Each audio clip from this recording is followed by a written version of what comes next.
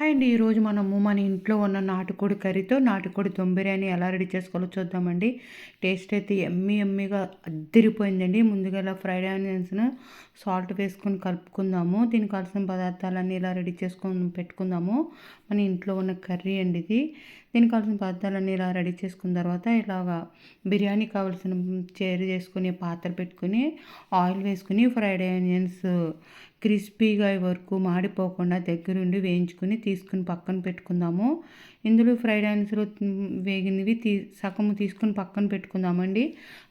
మిగతా సగం అందులోనే ఉంచుకొని లైట్‌గా బిర్యానీ మసాలా, పచ్చిమిరపకాయ చీలికలు, మళ్ళీ ఒక స్పూన్ నెయ్యి కూడా వేసుకొని వేయించుకొని, ఒక స్పూన్ అల్లం వెల్లుల్లి పేస్ట్ కూడా వేసుకొని పచ్చివాసన లేకుండా దోరగా వేయించుకొని, ఇందులో కొత్తిమీర, పుదీనా కూడా వేసుకొని వేయించుకొని, ఒక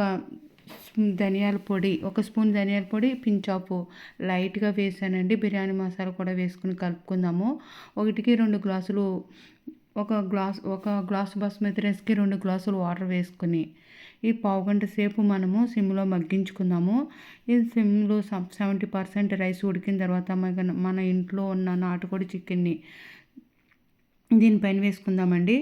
ఉడికిన రైస్‌ను సగం తీసుకొని పక్కన పెట్టుకొని, ఇలా సగం రైస్‌ని గిన్నెనంతా స్ప్రెడ్ చేసుకొని, మన ఇంట్లో ఉన్న నాటుకోడి కూరను కూడా దీనిపైన వేసుకొని, మనం తీసుకున్న రైస్‌ను కూడా పైన వేసుకొని, బ్రౌన్ ఆనియన్స్, కొత్తిమీర, పుదీనా, ఒక స్పూన్ నెయ్యి వేసుకొని, ఇలా 10 మినిట్స్ దమ్ పెట్టుకుంటే ఎంతో టేస్టీ యమ్మీ మన ఇంట్లో ఉన్న మిగిలిపోయిన చికెన్‌తో యమ్మీ నాటుకోడి దమ్ బిర్యానీ రెడీ అయిపోయింది. యాజ్ ఇట్ ఈజ్ ఇలా ట్రై చేయండి. అదిరిపోయింది టేస్ట్ అయితే.